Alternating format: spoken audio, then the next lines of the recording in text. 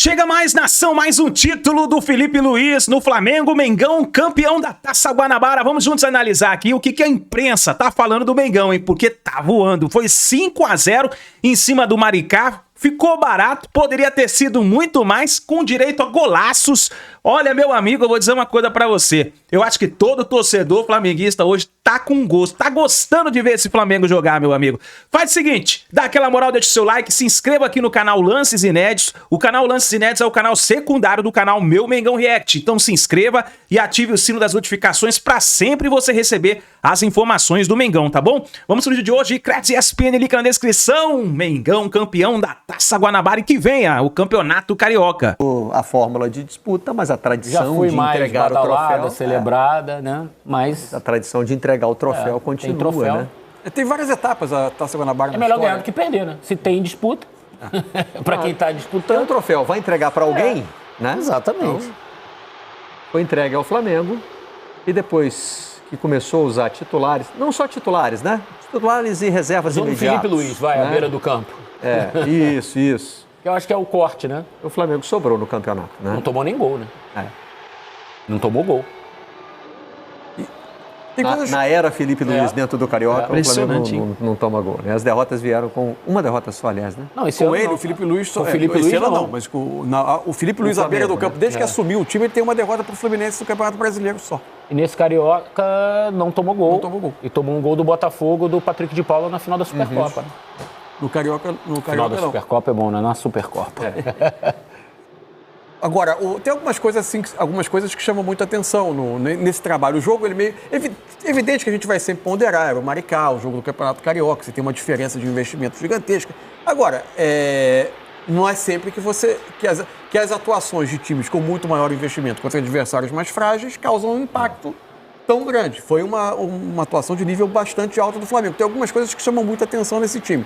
Uma é como parece que todos os jogadores já incorporaram a ideia de que na perda da bola você parte para cima da bola para recuperar o mais rápido possível, e é uma reação é um comportamento que coletivamente todos têm.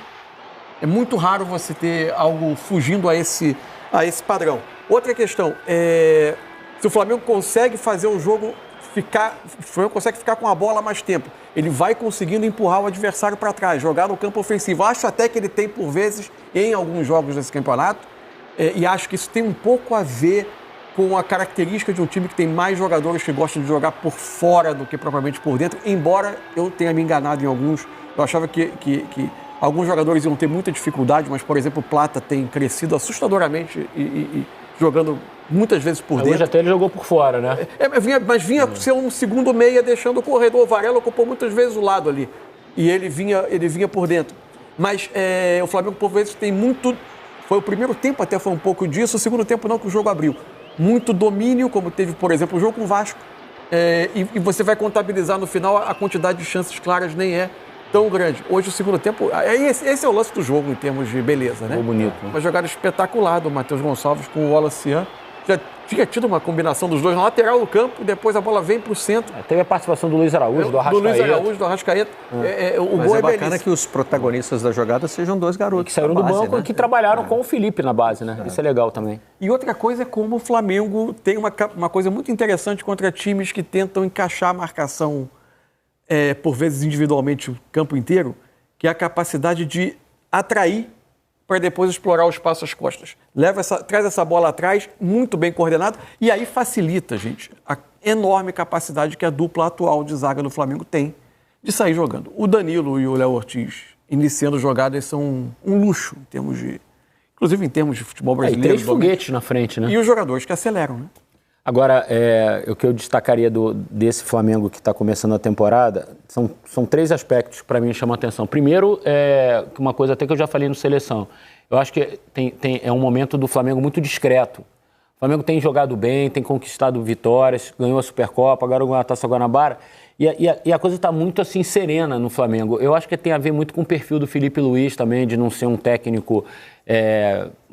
que gosta de grandes entrevistas, de grandes polêmicas, é um cara discreto. Embora o diretor de futebol tenha chegado assim... mas assim, o perfil do elenco não é um perfil de jogadores que também estão sempre em badalações e tal, embora sejam muito famosos. Isso é um primeiro ponto que eu acho desse Flamengo. É um time discreto nesse início de temporada.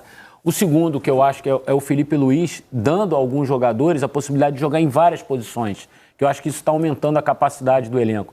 É o segundo jogo já que o Léo Pereira joga de lateral esquerdo, não é uma novidade, mas joga. O Luiz Araújo, que normalmente a gente sempre o vê jogando pelo lado direito, tem jogado mais até pelo lado esquerdo esse ano. O Plata, como já destacou o Mansur, que veio como um atacante de lado de campo, jogando muito por dentro. O próprio Bruno Henrique. De Gerson, Plata, hoje, né? E por falar em Gerson, o Gerson a partida do voltando Gerson hoje como segundo volante, que é a posição que ele joga na seleção brasileira. O Bruno Henrique jogando muito como centroavante, na ausência do Pedro e ainda da adaptação do Juninho. Machucou também o Juninho, né? Aí o terceiro ponto é que eu acho que é o seu conterrâneo, o Danilo. Todo mundo fala, ele tá vindo para disputar posição, vai ser reserva. Já é o terceiro jogo que ele tá e ninguém tira ele do time. É um jogador difícil, muito grande. É outro nível de prateleira que a gente está falando, sabe? O Mansur destacou a saída de bola dele, eu destaco a liderança, a presença dele em campo, a forma como ele está mobilizando os jogadores até nas paradas técnicas. Pensar nele como brigando por posição tivesse a ver com a posição original dele, que é lateral direito. Original não, né? Porque ele começou como meia, na verdade. Mas enfim, a posição na qual ele se firmou no futebol, chegou à seleção. A gente se acostumou a ver o Danilo como lateral direito e hoje tem o Wesley voando. É que a zaga do Flamengo, desde que o Felipe assumiu com os dois Leonardo, né, o Léo Ortiz e o Léo Pereira, foi muito bem na reta final. Desde que o Felipe assumiu e fixou o Léo Ortiz como zagueiro titular e o Léo Pereira já vinha sendo, não se imaginava que alguém pudesse chegar e fazer um tumulto aí nessa disputa por posição. A questão não é o rendimento de quem está, grande, é o tamanho de quem chegou. Exatamente, é um cara muito grande. Então, esses três aspectos, assim, nesse início de temporada, me chamaram muita atenção, ou me chamam muito atenção no Flamengo. A briga por vaga no Flamengo é briga de cachorro grande, né? Quem chega... se você pensar hoje num 11 titular do Flamengo... O elenco tem muita qualidade, né? Você vê que o Flamengo tem 3 laterais esquerdos de alto nível, os 3 não puderam jogar hoje, jogou um zagueiro por ali que jogou muito bem, o Léo Pereira.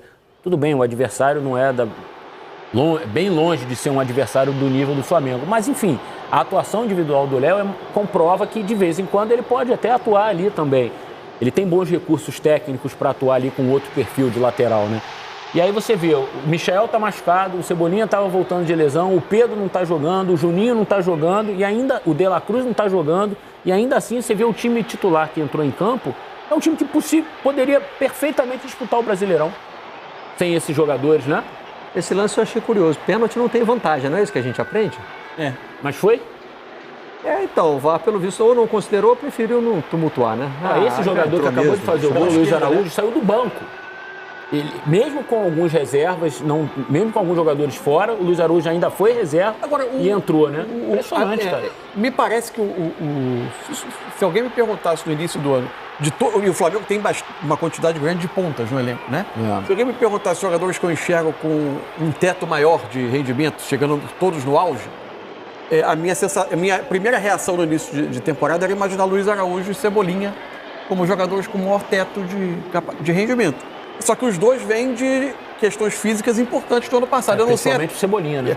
E não sei até que ponto isso fez com que o uso deles fosse muito gradativo esse ano. Pode acontecer. Quando alguém me pergunta assim, o que se vê de lacuna nesse Flamengo? Assim, tem um elenco... E assim, quando a gente fala de lacuna dentro da realidade de um elenco que é muito forte para disputar o ano. Uma delas é a questão dos jogadores os que têm uma avaliação de uma pessoa do futebol há uns dias atrás e que, de fato, eu concordei. Se há algo que você pode dizer é que o Flamengo não tem uma quantidade grande de jogadores que, ao longo da carreira e das últimas temporadas, te entregam, tipo, 15, 20 gols no ano. Não é... Do meio para frente. Até porque não necessariamente atacante. Muitos passaram boa parte da carreira jogando mais pelo lado do que por dentro. Esse é um ponto. Você tem basicamente o Bruno Henrique, o Pedro e... O Arrascaeta te dá 10, 15 gols por ano. Aí entra uma outra questão. E o Cebola, eu acho que em bons momentos também te dá 10, 12, 15 gols. Aí a outra questão que é uma questão mesmo de saúde, entre aspas, física. Eu acho que o grande X do Flamengo é ter alguém que possa revezar com o Arrascaeta nessa função de armador. Eu acho que claramente o Felipe tem uma preocupação com o Arrascaeta. Hoje ele voltou a falar que ele conversou com o Arrascaeta e falou, se você não estiver bem, você não vai jogar. E eu acho que ali o Flamengo não tem um reserva para o Arrascaeta. É difícil de achar? É difícil. Claro que é uma missão muito difícil. O Alcaraz, né? Que eu não acho que também fosse ser um cara para jogar de 10, assim, tá? Mas era mais uma opção para o meio campo. Agora, é também com isso eu estou querendo dizer que o Alcaraz é do nível do Arrascaeta. Não, entendi o que você quis dizer. De reserva, de opção. Não, o que assim, Mas abriu mão. A gente, por exemplo, não sabe ainda a extensão da questão do Cebolinha hoje. Mas é um jogador que tem tido há muito tempo uma dificuldade de engrenar, sequência. né? O Luiz Araújo viveu um problema. A questão dele foi séria no passado. Ele é alvo de algumas preocupações. O De La Cruz, embora seja agora o problema que o tira atualmente seja bem específico, né, de um corte no pé, ele também é um jogador com uma recorrência. Ele teve um segundo semestre bem conturbado. Então, essa é uma questão que o ano também vai mostrar. Porque, gente, o Campeonato Brasileiro vai ter uma realidade para 16 times e outra realidade para 4. Que é muito diferente. Cada Copa do Mundo de clubes, né? E você ter uma possibilidade de parar no meio do ano 2 semanas, dar 2 outras semanas de treinamento, enquanto outros vão viajar para os Estados Unidos, jogar, enfim. Isso vai fazer bastante diferença. É competitivo, fazendo o futebol que o Flamengo espera, que o flamenguista espera. Eu lembro de uma frase do Jorge Jesus quando chegou lá, Plirra, quando ele falou na primeira entrevista, falou assim, eu sei que aqui o Flamengo não basta só vencer, temos que jogar bonito.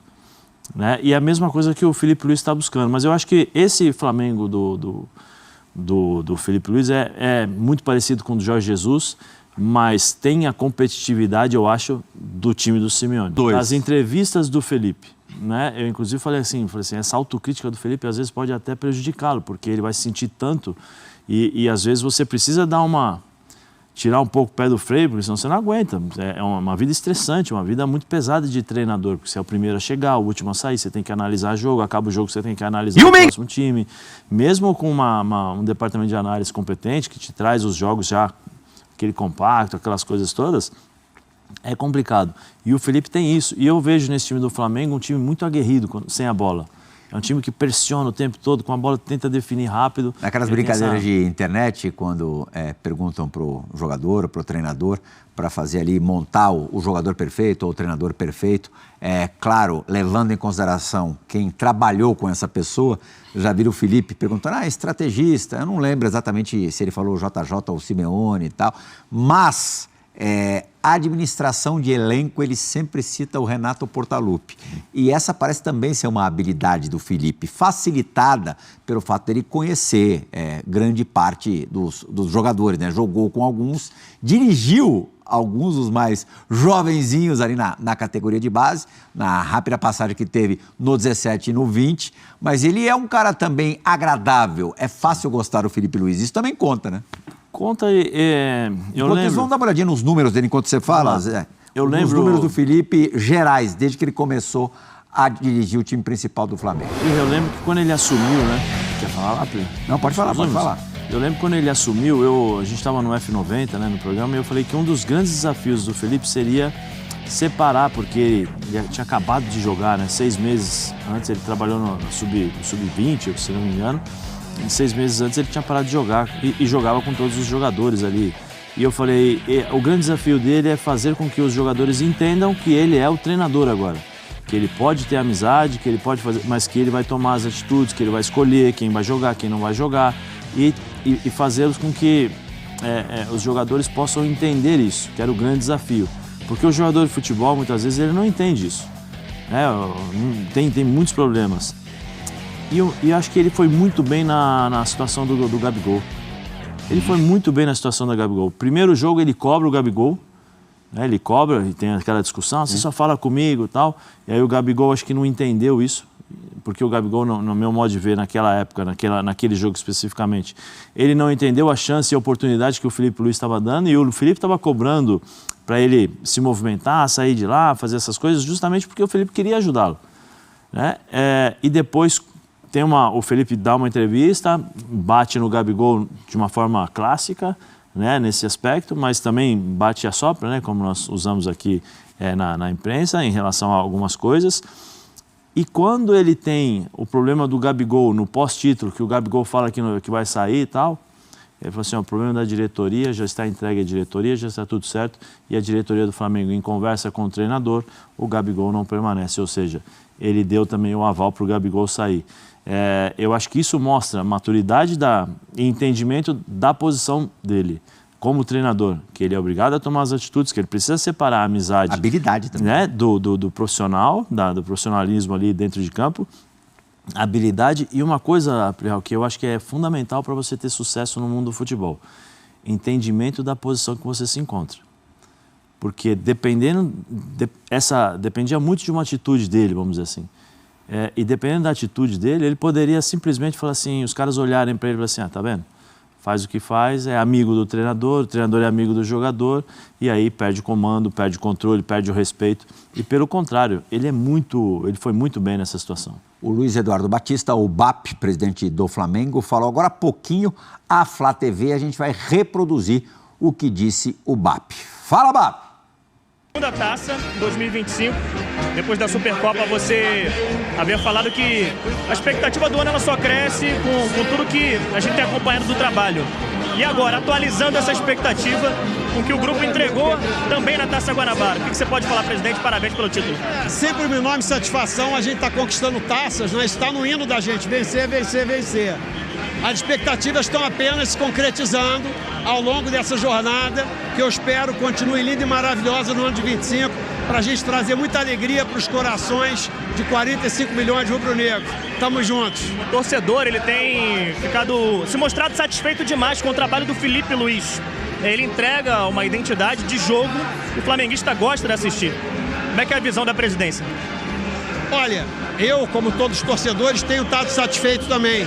Mas eu queria dizer para cada um de vocês que tem muita gente trabalhando por isso aqui. É uma equipe de mais de 60 profissionais, muito competentes, cada um no seu riscadinho ali, cada um fazendo o seu melhor, para a gente ver uma exibição como essa hoje aqui. Maricá foi líder durante 5 ou 6 rodadas do campeonato.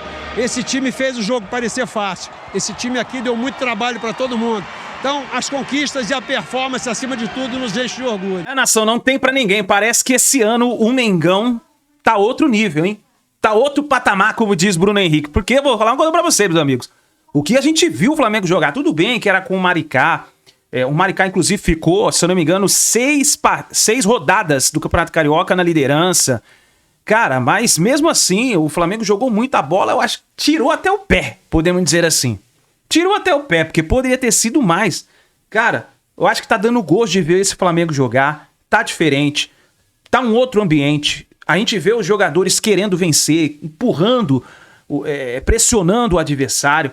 Então, cara, eu acho que esse ano o Flamengo tem tudo pra fazer uma boa temporada e levantar muitas taças, conquistar muitos títulos. Vamos ver o que vai acontecer. Tamo junto, nação. Obrigado por você estar aqui junto com a gente. Deixe seu like, não se esqueça de se inscrever aqui no canal Lance Netos, que é o canal secundário do canal Meu Mengão React, tá bom? Grande abraço e a gente se vê no próximo vídeo.